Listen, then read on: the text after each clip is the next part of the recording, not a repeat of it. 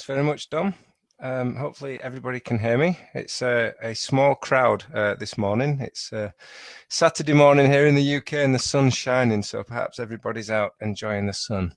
And Gareth's got up especially to watch this presentation, so I must be at my best. So my name's Lewis. I've been a long-term Moodler now for many years. I think 2003, 2004.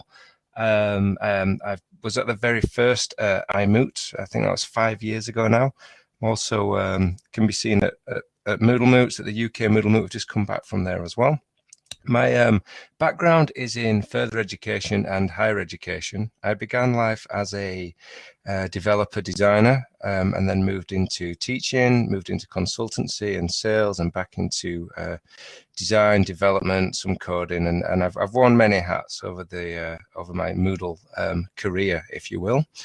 And this presentation is one that I delivered at the Moodle Moot in Dublin, just gone. So I'm going to re-deliver the same presentation. Hopefully ask you some questions along the way, get a few of you involved, and share some of my findings. This presentation is split into 3 sections. So section 1, I'm going to have to touch on what big data and small data actually is and what this means.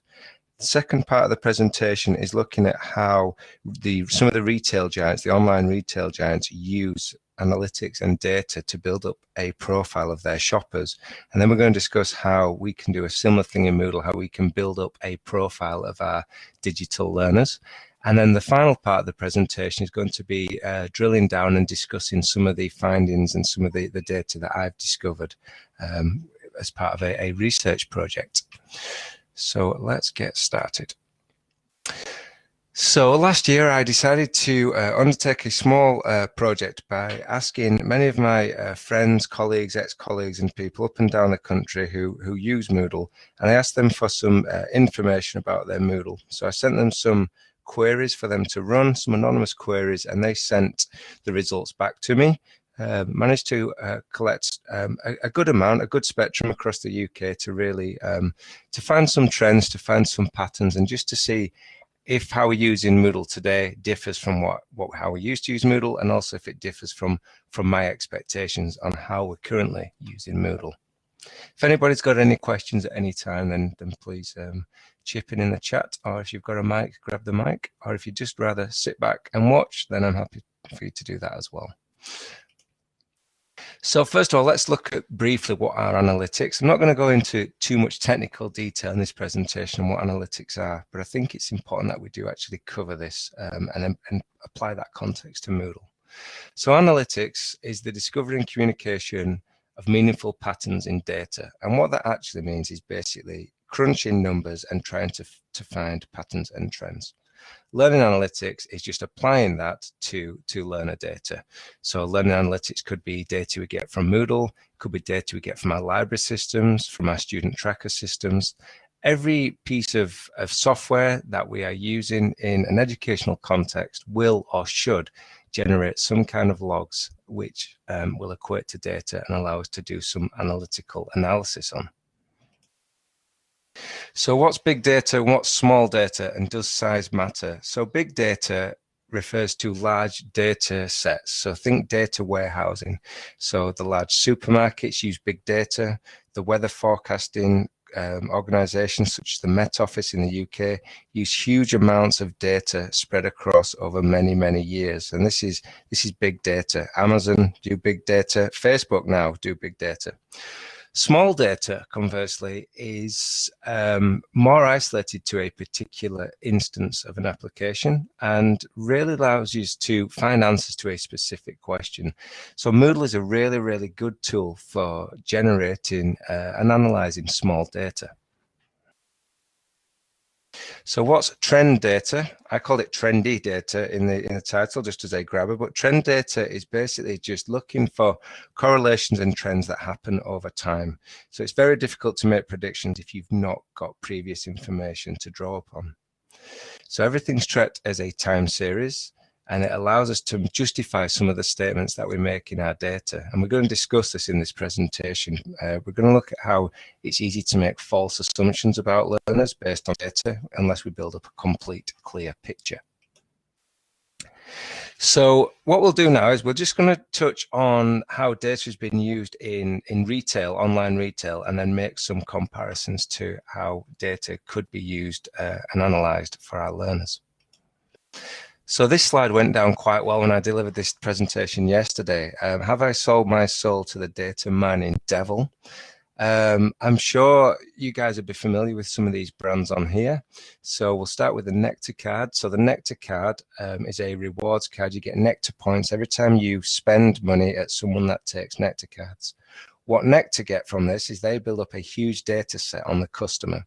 So every time I fill my car up with diesel and use my Nectar card, Nectar know where I'm buying my diesel from, whereabouts in the UK I'm buying it from, how often I'm filling my car up, how much I'm spending per month, per day, per week on diesel.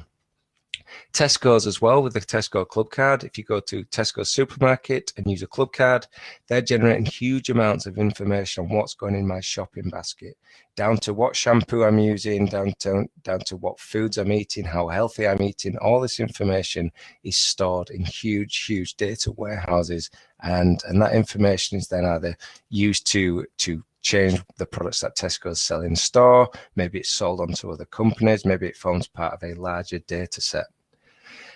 Visa as well, Visa and MasterCard. When you buy things on your Visa and MasterCard, you are generating data, and then this data can then be sold to other retailers, to other financial companies, so they can build up a digital profile of us.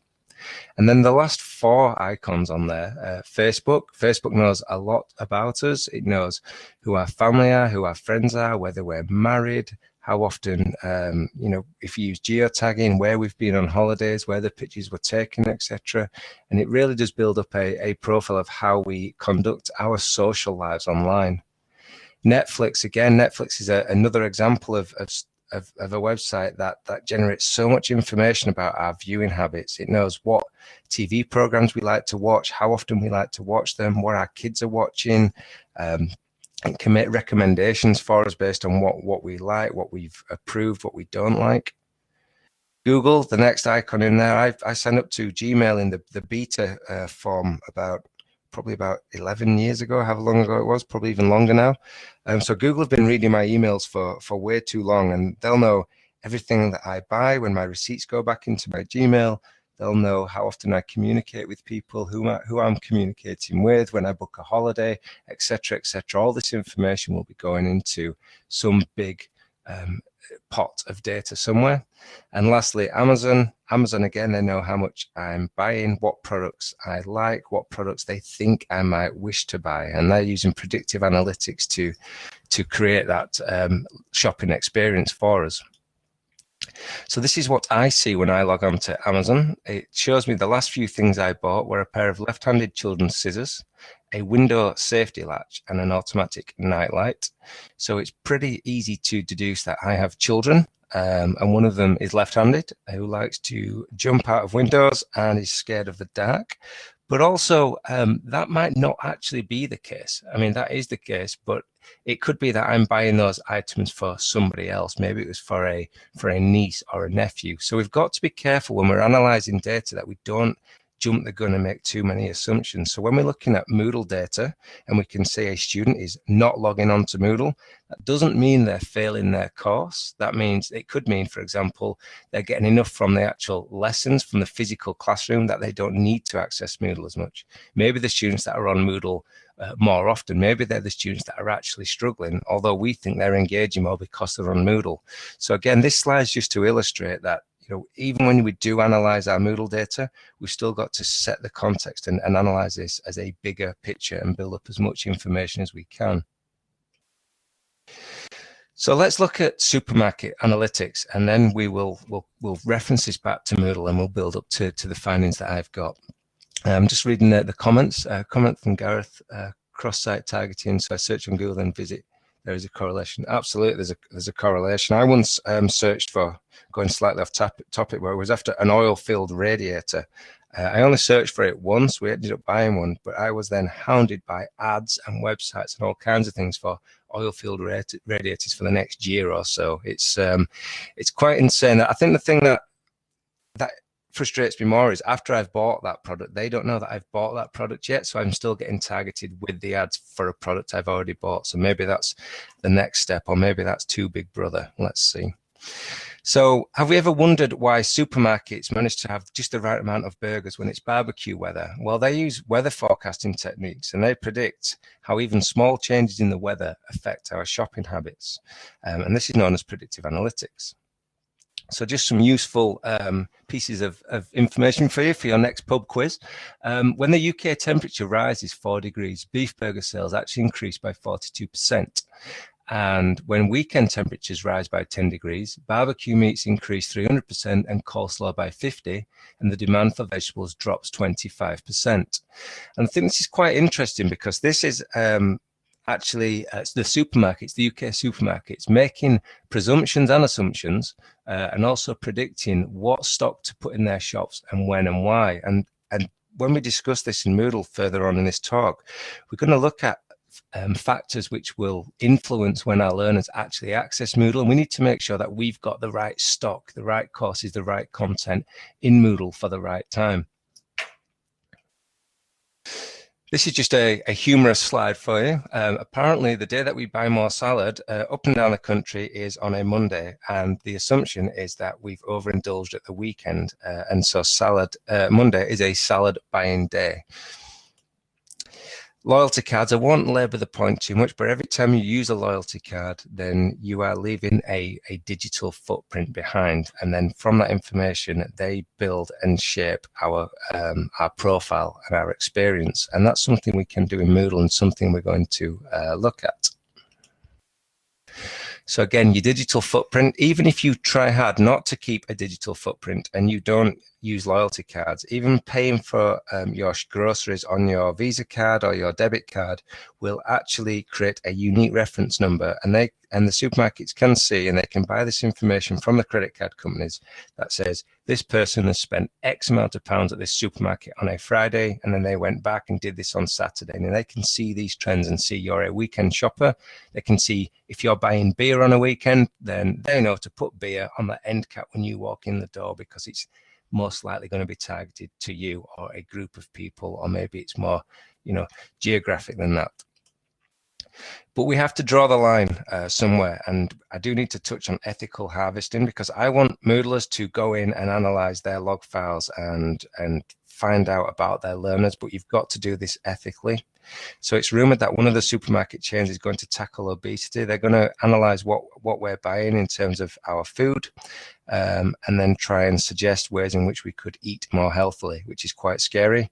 And I can imagine if we're all connected to fitness trackers, Fitbit trackers, and all that information's going somewhere, and our Runkeeper data and our shopping data, it's quite easy to see who the couch potatoes are and who the extreme athletes are amongst us. And I'd fall into the couch potato category, unfortunately, but I don't want supermarkets telling me what I can and cannot eat. And I think in terms of learners, I don't think students want us digging into too much information about them and making too many assumptions about them.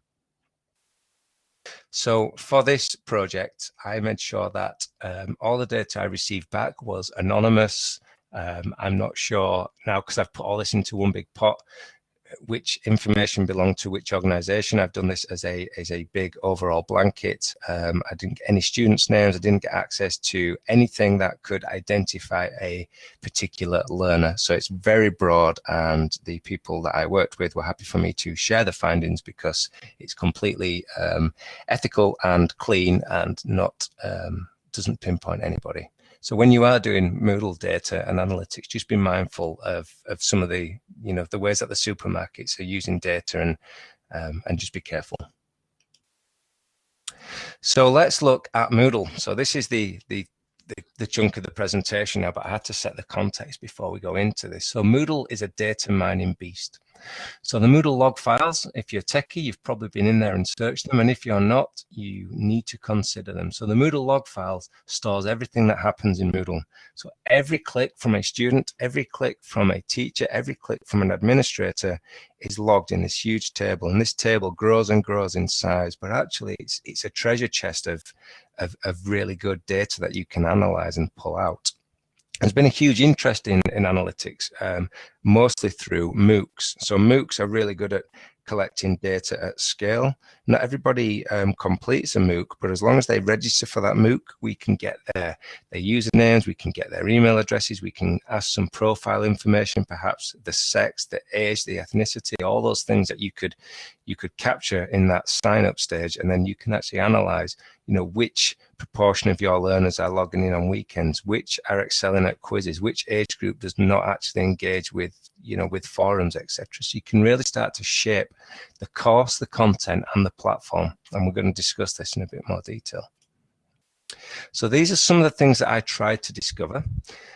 I tried to find out what the most engaging tool in Moodle is. So which is a tool that students like to use the most. I also wanted to look at when teachers are creating content, so looking at this over the year, really, in terms of time, and seeing which months are tutors building content and which months are they not building content.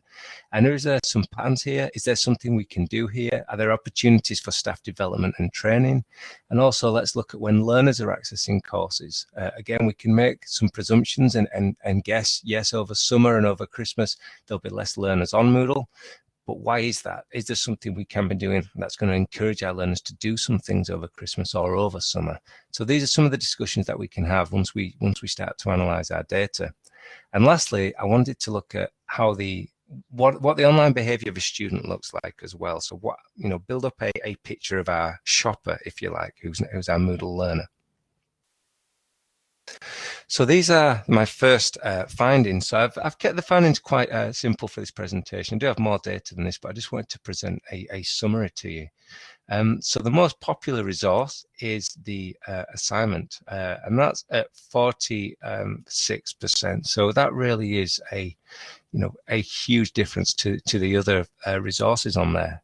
Now, in the UK, Moodle is predominantly an assignment Dropbox. It's used predominantly in FE and HE as a way to submit assignments, mostly because of the integrations with Turnitin, checking for plagiarism, but it's a hugely popular resource. The next one is the file. So that's the static resources. It's the PowerPoints, it's the Word documents, it's the images. And then we start to really drop down the numbers now. The next one is a URL, which is a web link to another website or perhaps another area in Moodle. And you can see all the tools that we actually like and the tools we know we need to do more with. They're the ones that are the least popular. So the quiz, the folder, and the lesson.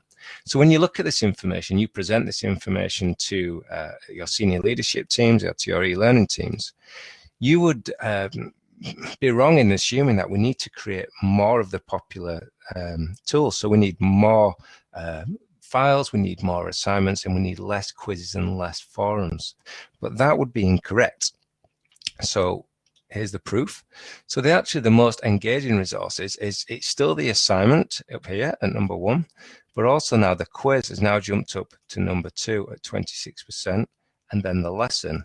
And what's interesting here is if we look at where file is now second from the bottom, and the URL is actually bottom. So this table is, apart from assignments, which there's no escaping from, has actually flipped.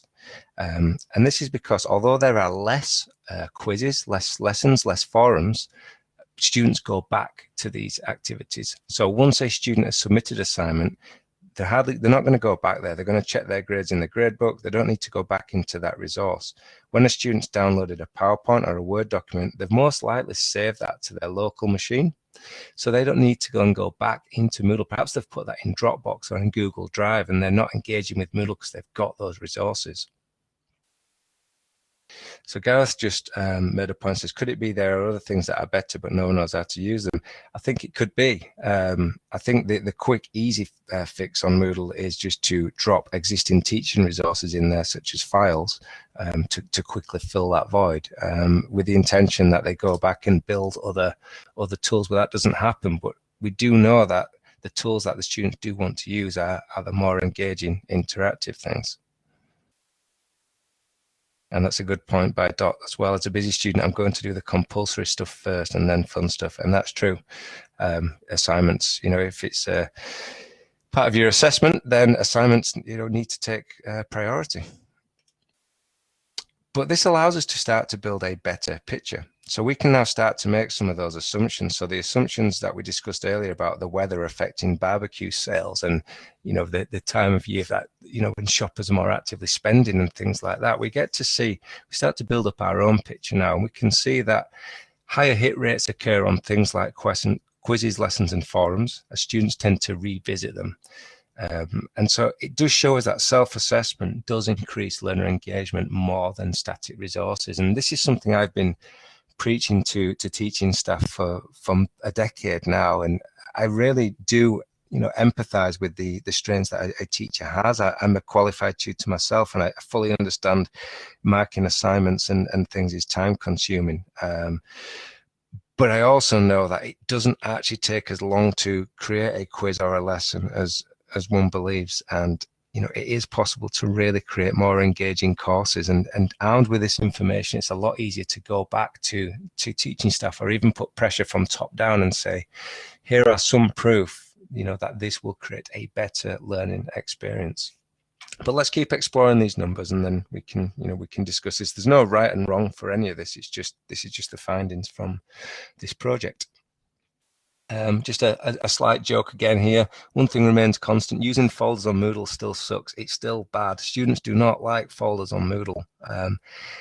I personally don't like folders on Moodle. I just find them not a very engaging way to teach. You may as well just use an old network drive or share a Dropbox or a SkyDrive folder. It would be probably more efficient use of resources if folders are your thing. And we still buy more salad on Mondays. So this is a question. If you've seen this presentation before, you'll know the answer. But if you don't, if you just want to type in the chat window what you think the most engaging tool in Moodle is. Gareth says book. And by engaging, I mean the tool that gets the most hits. It's the most popular. It's the most used function of Moodle. Dot says polls, Dom says forums, and it's just a small crowd today, so I won't build up the suspense like I did yesterday. I'll get straight to the point. So it's messaging. So the messaging tool is actually 4 times more engaging for learners than any other tool on Moodle.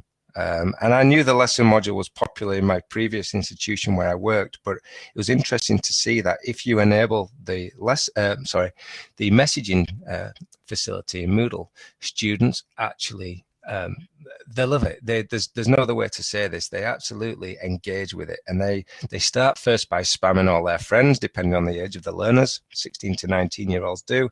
They send inappropriate messages to learners. They then realize they can message their tutors. But once all this dies down, and they actually realize that it's a good way to get in touch with their tutors, and a good way for their tutor to message them back, because emails are a little bit, how can we say, not as responsive as a message.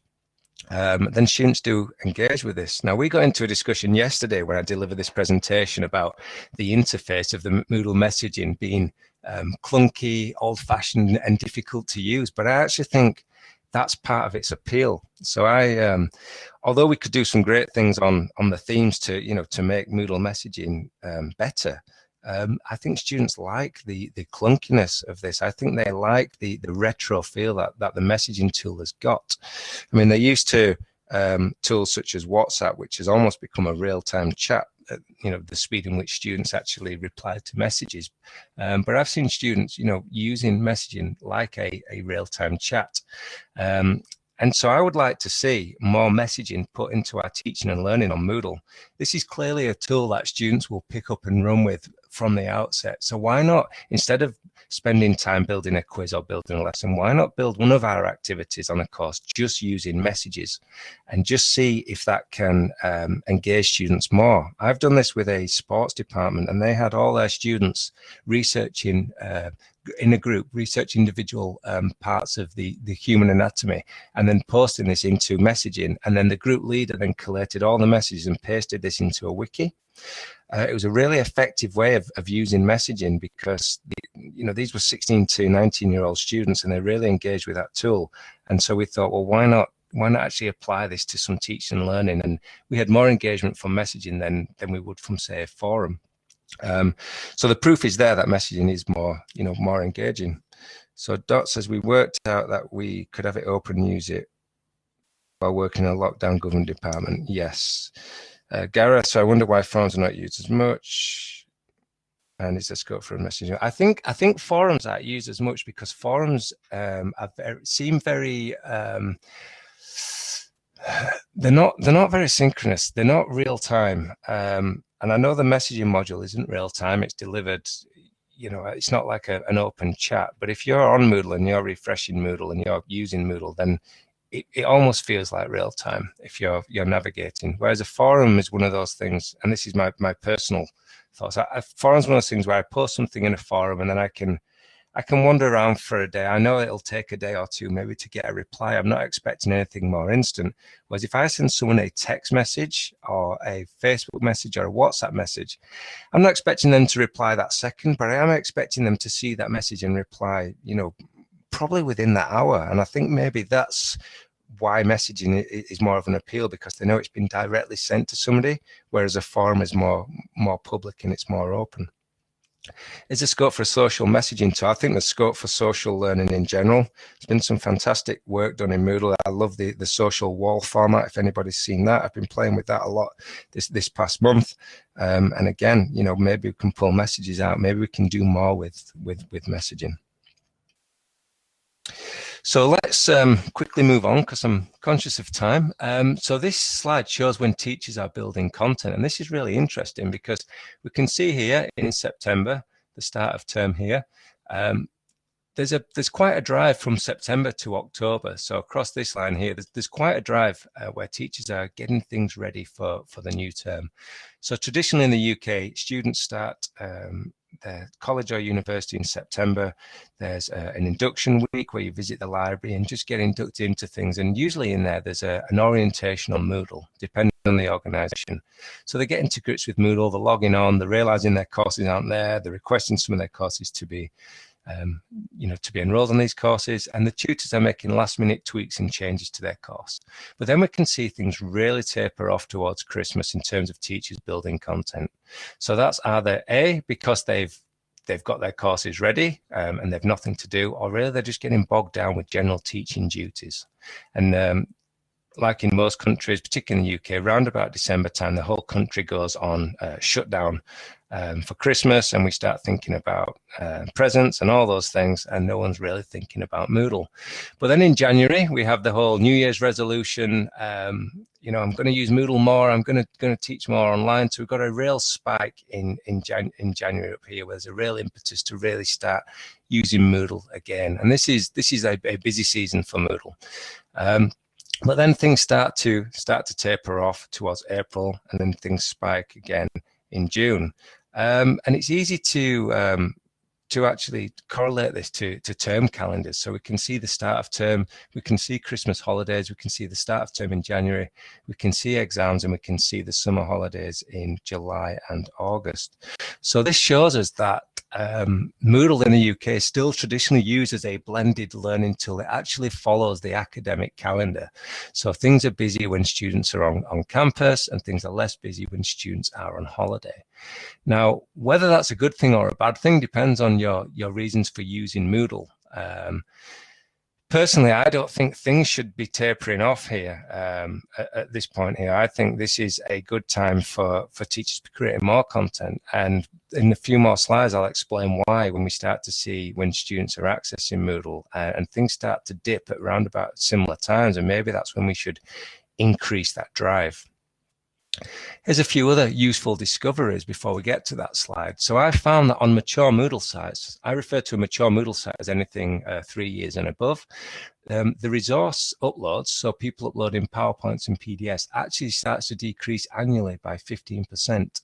Now this is because, and again, it's more of an assumption, but I've got data that backs this up, is because courses start to work towards being complete. Now a Moodle course is never complete. It's always, we can always do things for it, but there's only so many PowerPoints and things that we can upload. And then what happens in the second year and third years is that content's just refactored slightly and redelivered if that module or that syllabus hasn't massively changed. What's interesting though is the creation of interactive activities, so your forums, lessons, and quizzes, they decrease on a smaller scale. They decrease by 2%. So there will come a point in everybody's Moodle site where the buzz and the novelty of this actually does die down in terms of course creation. So that's usually the time when people start to look out for evaluations and go out for tender for a new VLE, because they say Moodle's stagnated, Moodle's old, nobody's using it. We need a new VLE, we need something new and shiny. Perhaps there's something else we could be using. But what would happen with a new VLE is it would start with the same drive, and then things would slowly start to peter off. So it's not a new VLE or new technology we need. It's just a new enthusiasm. It's a new fire. It's a new rocket, if you will. I'll just quickly look at the chat on here. So this would help IT work out when to upgrade. Yeah, it definitely would. Most upgrades happen in the summer when the students have left and support and administration are still around. And then exam prep sessions and all those things. There's all kinds of factors, and every organization will have different reasons. This is the course activity graph. So this is student activity. So again, at the start of term, there's not as much reason to use Moodle at the very start of term. Your assignments aren't due. You're getting orientated with the college. You've got new friends to meet. You've got lots going on. Moodle's not at the top of the priority. But once the term gets underway and we start to look at November, that's when most of our students are now starting to go on Moodle. Perhaps that's start of the assignments and things like that. Again, things start to drop in December because of the Christmas holidays, but then in January things really spike.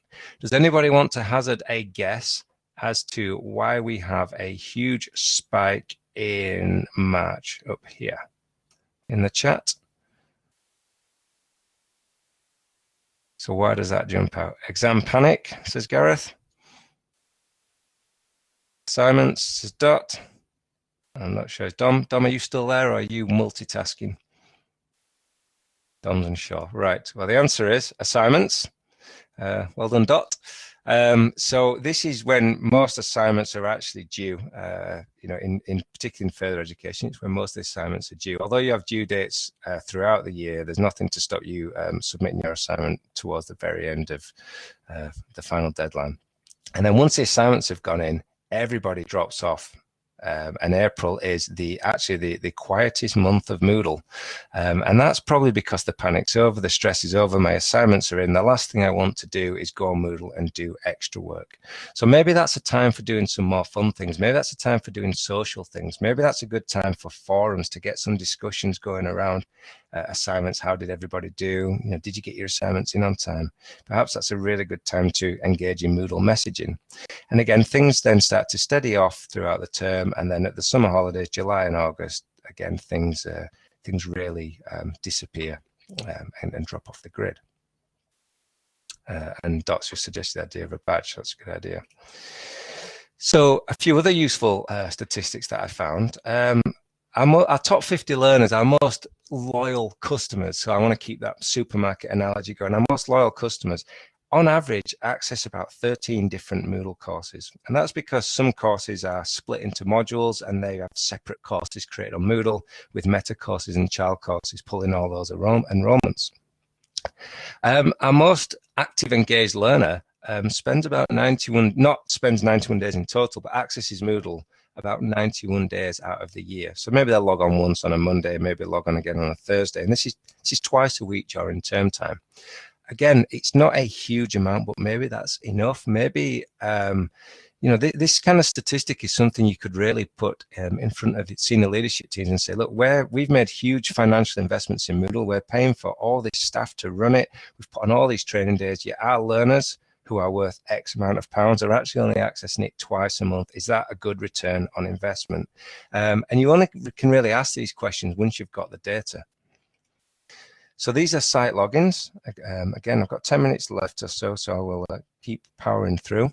So site logins really low in September, really do start to spike, throughout the year, building up to November, and then again, Christmas holidays just wipes everything out, and there's less people logging on. January it spikes again, so we're starting to see a trend between actual people number logging on, actually people doing things, and also we can correlate this to when teachers are creating content as well. As more teachers create content, more students seem to log in. Again, if that's not a driving force to get more teachers to create content, then I'm not sure what is.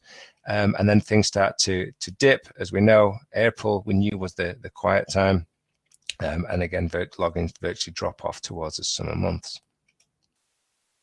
Another interesting discovery regarding logins. Logins double in the second year of running Moodle. So what I've discovered is in the first year, you have a few logins, things are new, things are exciting, but Moodle's very much in an immature state. By year 2, Moodle's really hit the ground. It's become more embedded. Teachers have got on board with this, and logins actually double in the second year. But what's really interesting, after the third year and plus, logins start to peter out, and you get roughly the same amount of logins year on year, and you can almost overlay a graph that shows your actual logins. Again, there'll be individual instances where this isn't the case, but from the data I've pulled, this is the case, that logins start to peter out, and that's because we've got a finite number of students. Unless we're going to create more distance courses, we're limited by the number of learners we can enroll and physically fit in the classrooms. Again, showing you that, you know, the impetus in Moodle in terms of logins will slow down, but there's no reason why the content doesn't have to, the frequency of the logins could actually increase. So before I summarize that slide, I'll just have a look at the chat window. Correlation with course content creation definitely is. Teachers' new content probably pushes out to students and draws them back in. I believe so. With teachers' workload, I think there is scope for other staff to help maintain momentum through engagement. Yeah, absolutely. I think it shouldn't just fall on the teachers. And again, this is why I'm a big fan of more social learning and allowing the actual students to create the content themselves. I once did a research project where we allowed students to create polls and choice options in a course, in a student intranet course. And they were creating all kinds of silly polls, such as who's your favorite Simpsons character, who's your favorite Friends character, etc. But these polls were getting about 10,000 to 20,000 hits a week just on these polls, and that's because the content was led by the students. So again, if you can take some of those best practices and put them into more of a curriculum focused teaching and learning perspective, then there's no reason why students can't drive the content and actually help improve the course quality. So what does this data tell us? It tells us that Moodle usage in the UK is driven by term calendars. Is that good? Is that bad? Should we do things more outside of term? Again, individual organizations need to analyze this and answer this. We do need more quizzes, lessons, and forums. We've all known this. We've now got a little bit of evidence that shows us this. And again, it's just how you could go onto your Moodle and pull that data. It's going to prove to these teachers that, look, stop wasting time doing this. We need to improve the quality of our courses and the engagement by doing this. We need more student engagement in December, April, and June. And I believe we need to adapt messaging into our teacher practices. So Dot's mentioned learning styles. I read an interesting article on learning styles the other day, which was, do learning styles even exist? Are they even a thing anymore? Which is interesting. Oh, a joke, good. We won't go down that route, but with something maybe we can discuss offline with regards to learning styles. My personal belief is for certain subjects and things, there is a right tool and a wrong tool for doing it. I wouldn't teach hairdressing by showing, I'd like to show a video or a picture to demonstrate those techniques. I certainly wouldn't be showing that as, I don't know, a text-driven website, for example.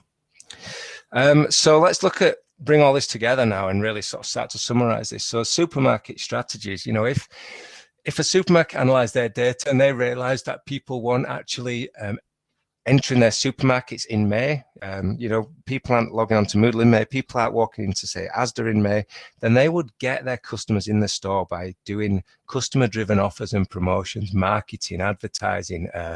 Maybe this is where we can start to get gamification in there. Maybe we can incentivize our learners to be going in on these quiet months and actually doing extracurricular things or things that just might give them some more points on a leaderboard or whatever that is. Supermarket would also improve the aisle layout and the signposting of things. So if shoppers can't find tins of beans, Asda wouldn't stop selling tins of beans. They would either put a big sign above them saying beans are here, or they would move them to a more predominant place in the shop.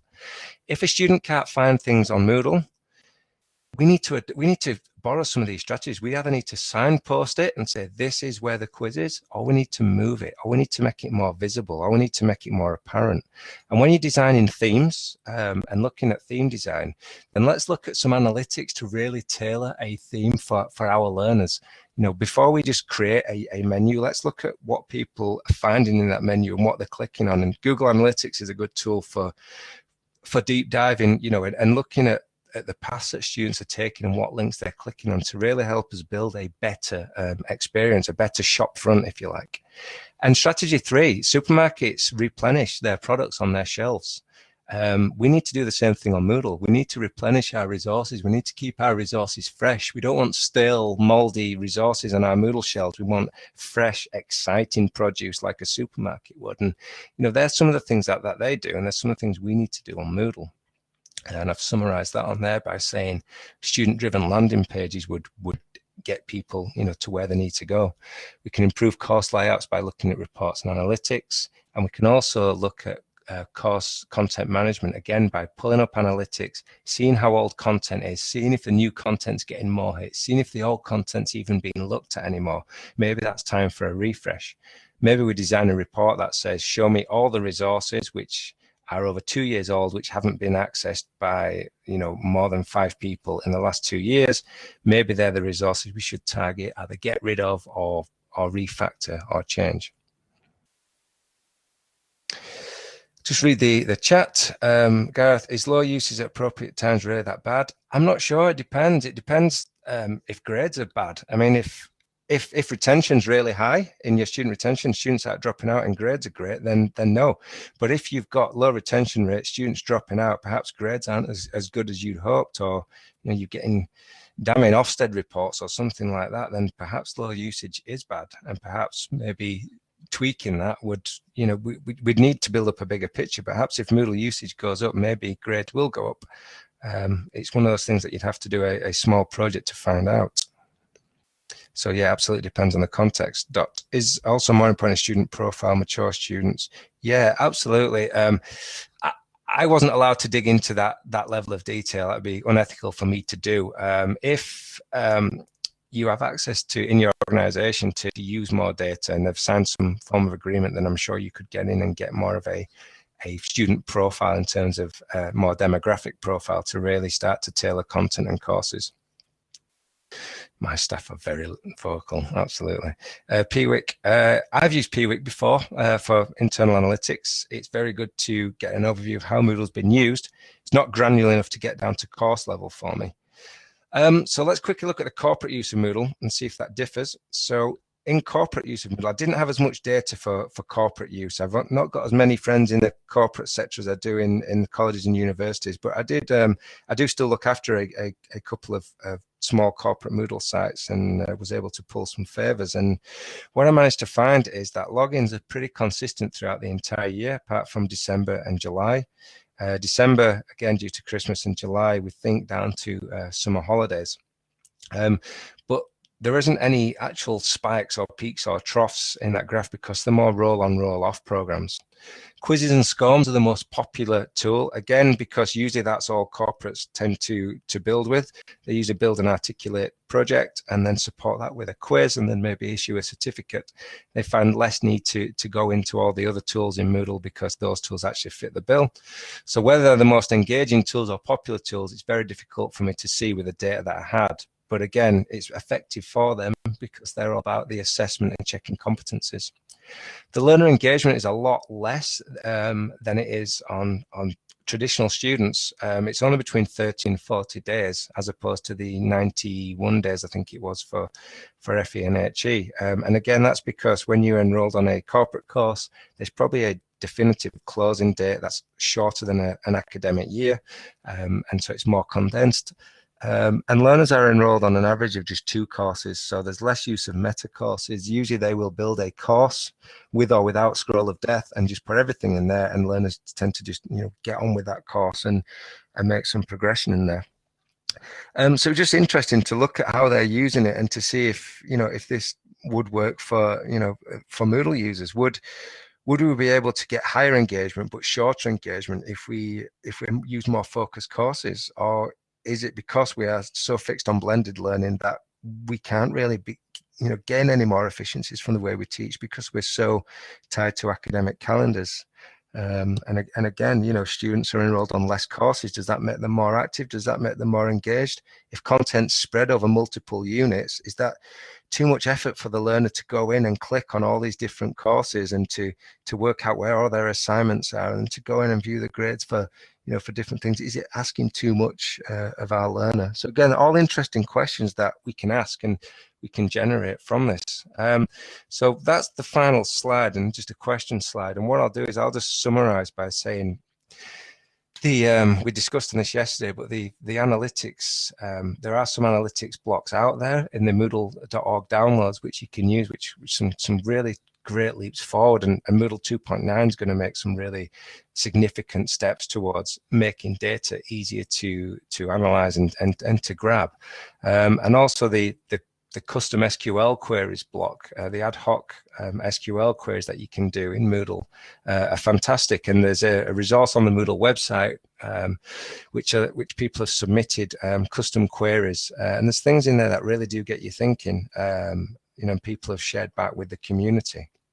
So it's a great way to start to analyze your data, and I think from this session, I would really like, there's only a few of us, but I'd really like us to actually think about, instead of just creating Moodle reports, which show it, I think we should be creating more reports that actually tell a story, where we can actually start to ask questions, why, and then what are we going to do with this information? Because as a Moodle administrator way back when, I was always asked for reports for faculties and departments, and nobody seemed to do anything with that information. They just nodded, smiled, and said, that's good, that's bad. And it never really had an impact on the actual courses, the course quality, and the course content.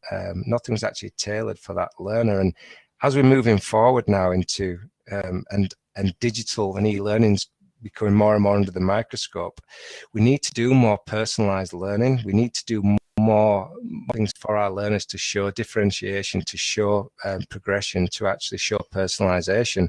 And it's very difficult to do that on an individual basis. There isn't the time, there isn't the resources, and there certainly isn't the patience in teaching circles to do that. So by looking at analytics more broadly and by grouping things and making some assumptions, we are able to make some personalization and tailored suggestions to Moodle, whether we feed that in the interface, whether we feed that into more generic courses. Maybe we integrate more social teaching for certain age students or certain students learning a particular subject. Then at least we can make some steps towards that. And I think if we start to look at data in the same level of detail that some retailers use it, I'm sure we can build better, higher quality Moodle environments.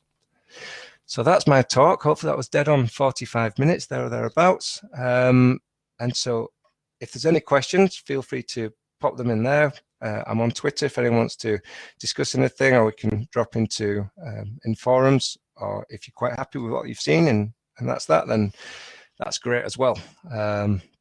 So Dom says it would be good to have a plugin that gives us all the graphs. All the graphs for what?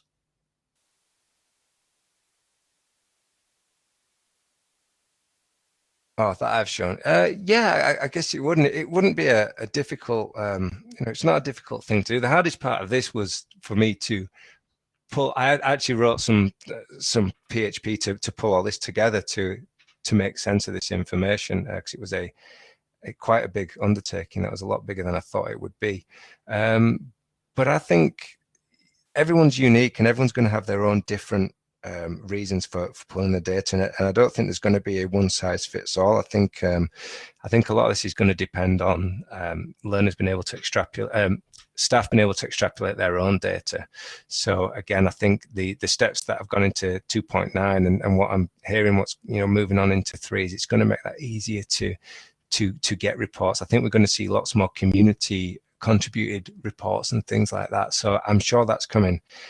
What would be really exciting is if we could build up if Moodle could capture more of a data set. So on moodle.org/statistics, when you register your Moodle site, it sends data to Moodle HQ that shows where Moodle sites are registered, and they get a user count and a resource count. It'd be good if that was extended slightly, and maybe some of that information was available on the web, so we can start to look at our own countries and things like that. I'm not sure if that's you know, unethical or not. I'll let Martin decide. But yeah, it's all there. The information's all there. It's just how we want to play with it. So thanks, Dot. Thanks for staying up, and thanks Gareth and Dom and everybody.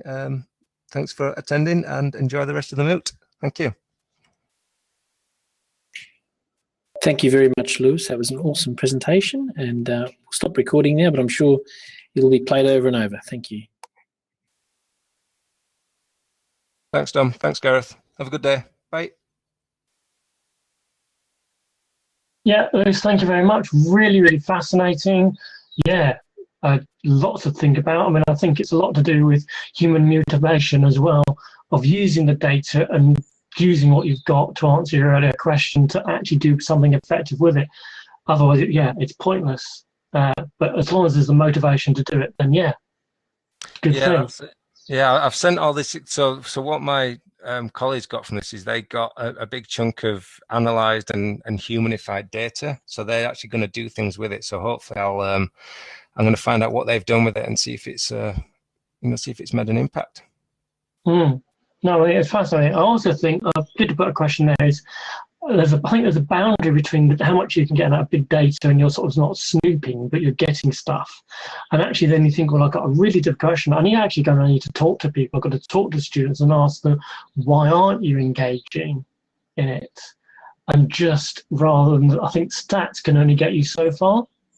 Yes, they do. And I think that was a point I was making with the Amazon data. You can make too many assumptions with stats alone. Ideally, what would be fantastic is if a college or university actually pulled in, and people are doing this, but pull in library issue data, pull in surveys, pull in student, because we do the student survey every year, and really start to pull in Moodle usage and look at attendance registers and really pull it all together. You pull out some fascinating insight into this. It's just mining that information. It's just a beast. So yeah, I completely agree. Any surveys we can get, maybe they're surveys done in Moodle, maybe the feedback questionnaires and things like that, and feed them in. It would be really interesting to find out, the human reasons why as well. I mean, maybe out of certain surveys can be structured the way that there may be a few of those selected surveys which have like alarm bells on the pinch points of where they were really strongly disagreed or a thing that they could be followed up. Yeah, absolutely. Perhaps maybe I often see field and further, would you like us? Are you happy with us contacting you again? Type thing. That sort of option, and maybe just saying, an extra box of, I know it takes time, of their extra opinion. If somebody has a really strong opinion and they are worth physically going and talking to, and say, look, show me on the screen, get engaged, get enthusiastic about it, rather than being so, oh no, yeah, another graph. Yeah, absolutely.